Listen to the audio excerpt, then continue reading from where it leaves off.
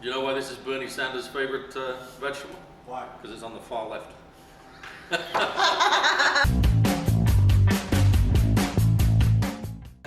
Spring has sprung, I'm Pat, and Baldor's News from the Farm is back. Starting off in Florida, great weather has meant that corn, eggplant, string beans, all much cheaper, more readily available. Over on the west coast, good weather too, meaning we've got a bumper asparagus crop just in time for the Easter pull. We do have Yuma transitioning up to Salinas and Castroville, so artichokes are going to be a little of a struggle during that transition period. But other than that, look what we've got for you this week. Starting off out of California, we've got the fantastic garbanzo beans. Most people are probably used to seeing these dried or in a can for making hummus. These are great. You just pop them out of the pot.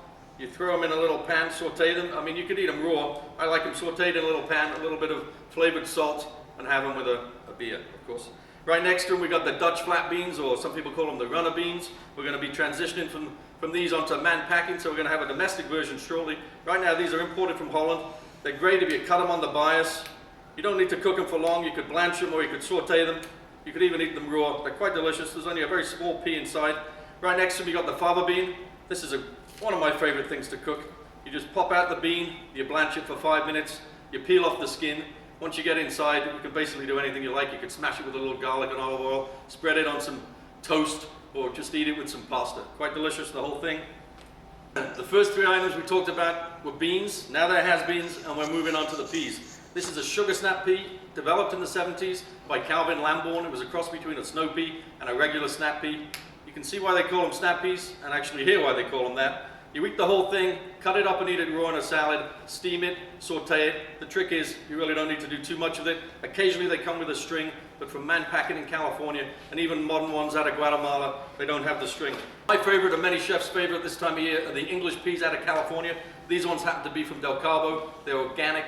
The pods are packed full of great big shiny peas. The trick is, cook them as soon as you get them. Don't keep them in your cooler too long because the sugar turns to starch, and same thing with corn. You don't really want to do that. Pop them in. You don't need to cook them for long. A couple of minutes. Add them to some pasta. Add them to some mushrooms. Put them in a risotto. Quite good. What do we have to look forward to this weekend? Coming from Driscoll, it's that time of year when they put out their best blackberry, season's finest. It only lasts for 2 or 3 weeks. Baldor, like many other occasions, we're the first to get them on the East Coast. They're about 1.5 inches, they're big, they're juicy, a little winey flavor, really the best blackberry this time of year. And then also tomatoes, they've been a struggle up in Maine, Backyard Beauty, another week or two before they're back in full gear. And Mexico and Florida are coming along strong, so the tomato market will definitely improve in the next week or two.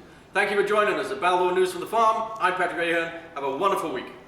The one, it's about 1.5 inches long. It's got a nice winey flavor. Not like me, I'm a little whiny myself, aren't I? But anyway, move on.